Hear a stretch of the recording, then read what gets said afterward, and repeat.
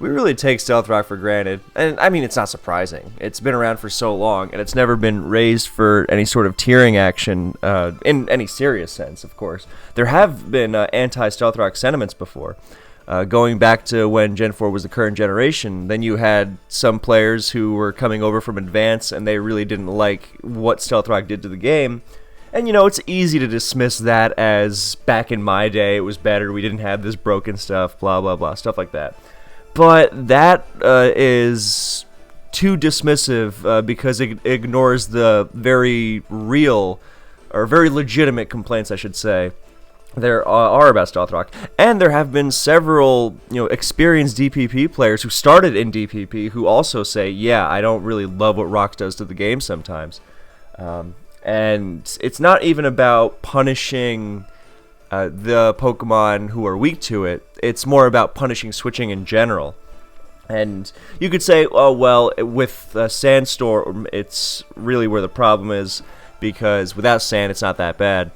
Whereas with Sand, something like a Stealth Rock neutral Suicune suddenly has its survivability really, really neuter. I mean, you think 12.5 isn't a lot. It does make a big, big difference.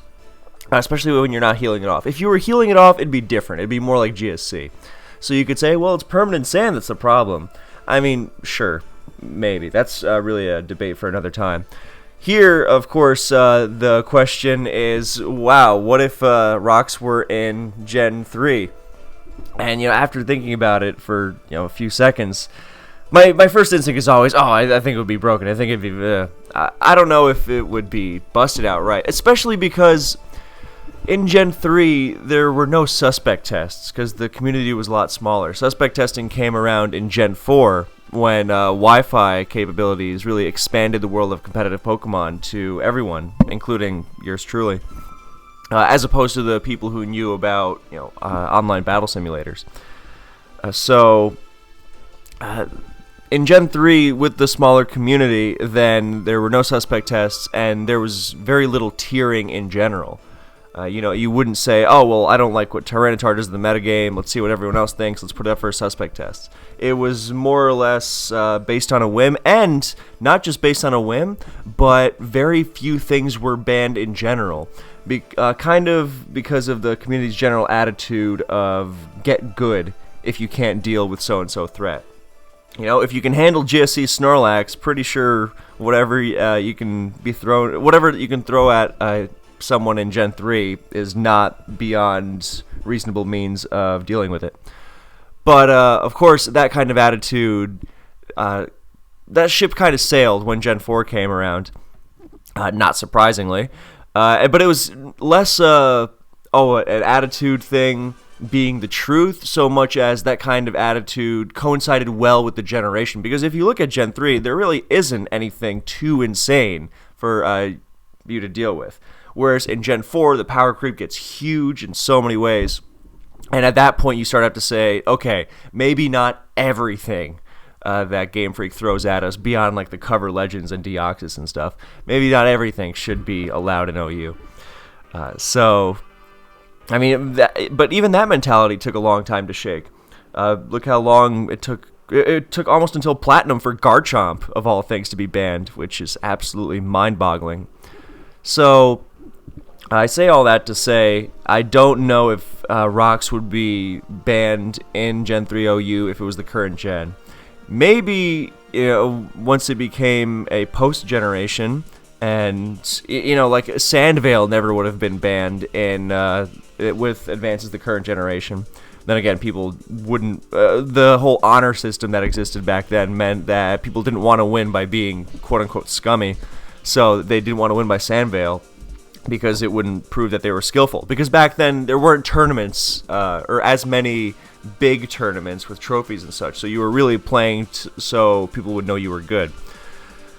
So I don't know that Rox would be banned, even though I do think they would be broken, just because Advance already significantly skews in the direction of bulky play and defensive play being better, because the passive damage options are really, really strong. Spikes, Toxic, Sandstorm, throw in Leech Seed and Will-O-Wisp, but it gets pretty nasty very quickly.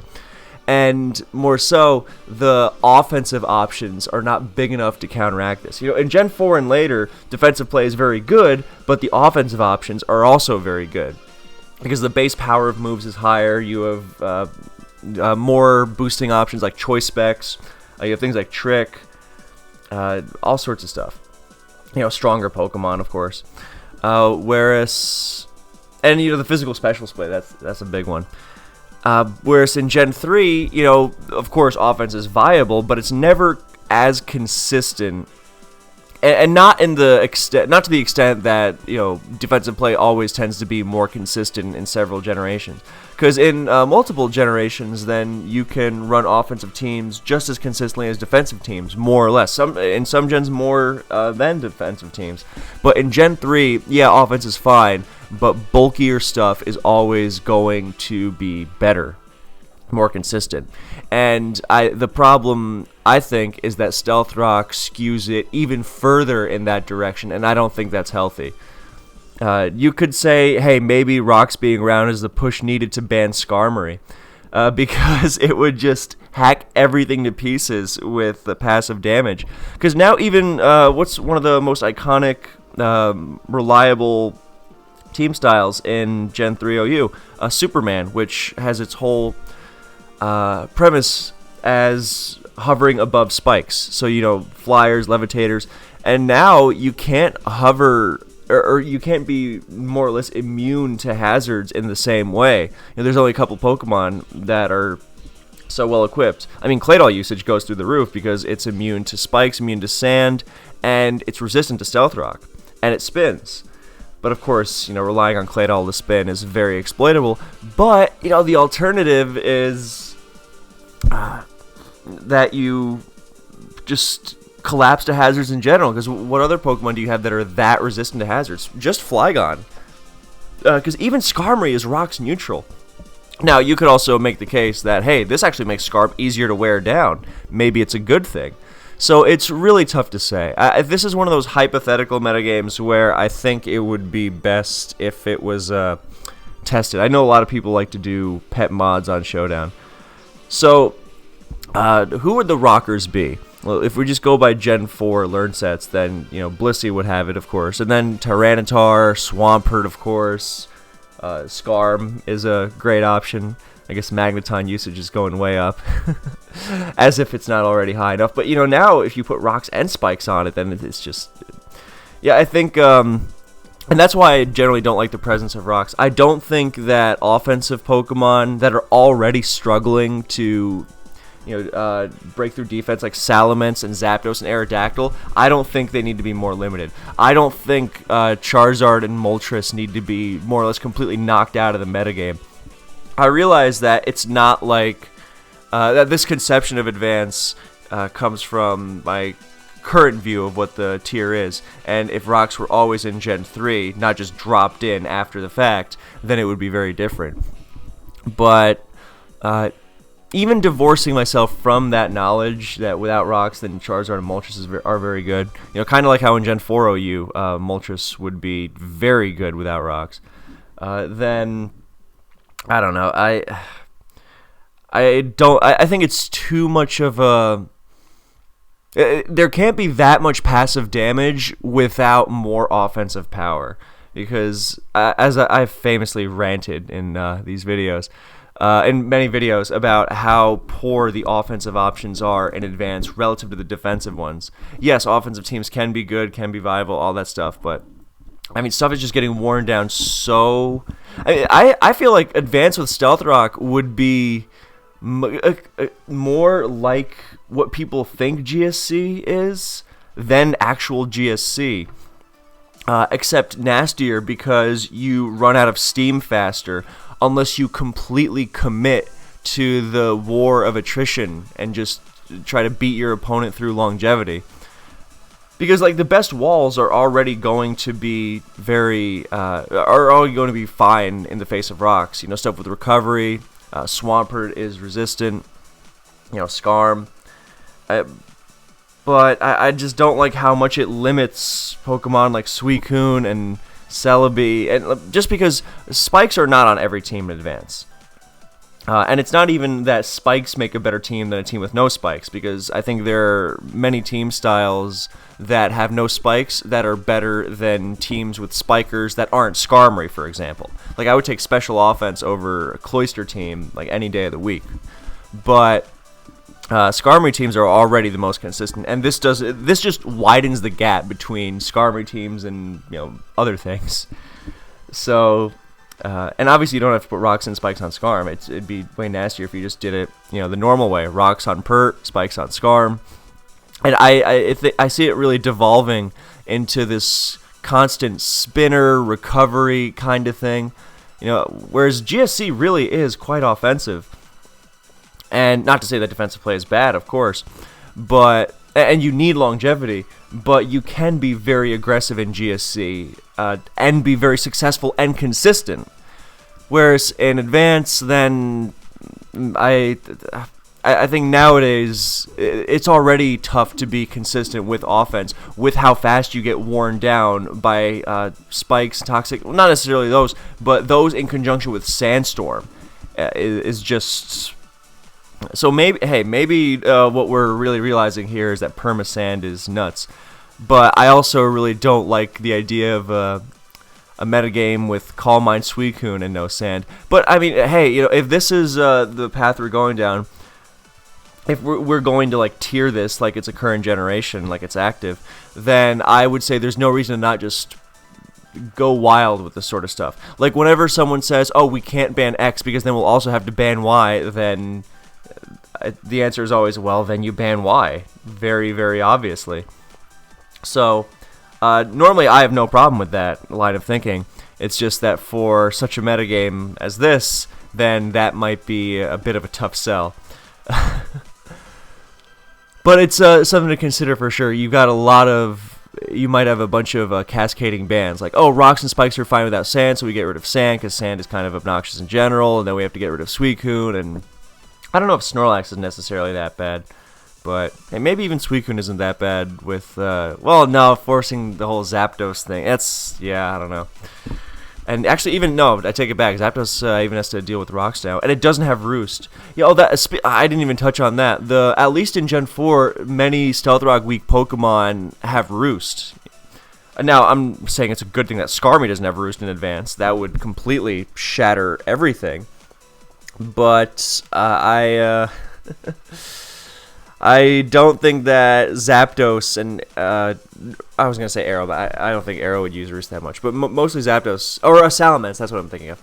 I don't think they need to be hindered any further. So yeah, I think that's basically it. I just think. It would be interesting for sure, but what I remember in early 2011, when Smogontor, because during Gen 4 as the main gen, then Smogontor deviated from its initial purpose as a tournament. The purpose of Smogontor when it was conceived in Gen 3 was that it would always feature the most recent 3 generations of OU. But then Gen 4 came around, and the main simulator was Shoddy Battle, aptly named, although, you gotta love it. But yeah, Shoddy Battle only had support for Gen 4. So rather than do Gen 4 3-2 and hold half the tournament on Shoddy, or the Gen 4 section on Shoddy, and then Gen 3 and 2 on Net Battle, the old simulator, which was very obscure even at that point. Rather than do that, then the tour format shifted to Gen 4 OU UU Ubers. And then Gen 5 came around, and the new simulator became Pokemon Online, and that supported all the gens needed. So the tour went back to its initial purpose and had Gens 5, 4, 3. So what that meant was that a bunch of Gen 4 and Gen 5 players went back in time to Gen 3. And what I remember very clearly is so many players who just started out with Gen 3 going, it is so nice not to have to deal with Stealth Rock. And you don't really realize, maybe this is what helped some DPP players who grew up, so to speak, with rocks around, realize maybe this isn't always a good thing. Now, I personally think that rocks are good in DPP, but I have been frustrated by them before and what they do to the game, and their immense warping factor. So maybe I'm overstating a little, but I think the balance of Advance, the thing everyone loves about it, that it's so competitively sound, and yet it also has so much room for diversity. I think that largely is because of rocks. Of course, or because of lack of rocks, sorry. Now, this is not to say that such things don't exist in Stealth Rock gens. It's obviously not true. But I think it's more difficult than in Advance. Whereas, I mean, in newer gens at least, newer being Gen 4 and later, there's the physical special split and more power options for everything. Whereas Gen 3 is kind of in that half state of, yeah, we have, natures and abilities and, choice band and calm mind, things like that. But it's also in that weird state of GSC-like, the GSC-like thing where, physical special split really holds back things like Gyarados. And some Pokemon are missing some moves and that you would think they'd have. And yeah, it's always a struggle. And even the most consistent offense teams in Gen 3, they wind up being Skarmory offense. So, not to say that this makes them less offensive, but it goes to show it is all about Skarmory, which is why I made that video about Skarmory recently. There's the Agiligros. But I'm actually very invested to see if this Agiligros will sweep. If that's Hydro Suicune, it's Rest. Okay, never mind. Well, I guess he can still get mash boosts. Anyway, yeah, I think with the way Advance is structured, with God, that's really strong. With the way Sand Advance is structured, so that the Pokemon most capable of dealing with sand and spikes also tend to be, best against, or dealing with sand, they're also good against Stealth Rock, because, the Pokemon that are immune to sand, Ground, Rock, Steel, none of those are Rock weak. Rock is Stealth Rock neutral, but, it's also going to be sand immune. So it's kind of like Jirachi and Metagross. They're famously not as bothered by spikes because they heal. They heal in sand. So, yeah, that's, I don't know, this really just makes me think of how permanent sand might be the culprit, but, yeah, I don't know, it's worth thinking about, for sure, just because even if it isn't a metagame that's played, it helps you realize, once I dipped into Gen 3, I was like, yeah, maybe rocks aren't always such a healthy factor. Just because the way they limit, I think in Advanced they would limit offensive play a little too much. And not to say that they wouldn't hinder defense, of course. I mean, you don't have the option of Arrow as a revenge killer as nearly as easily if rocks are up. But just the way it hinders so many offense. I mean, hindering Gengar is not a bad thing. I don't know. I think it's just you're not going to out-offense with Stealth Rock. Maybe I'm overestimating it. But I think it would be really interesting to see what special offense or physical offense. Well, actually, not even physical offense. Physical offense is still bad. Shocker. Stealth Rock is going to help you bust through that Swampert.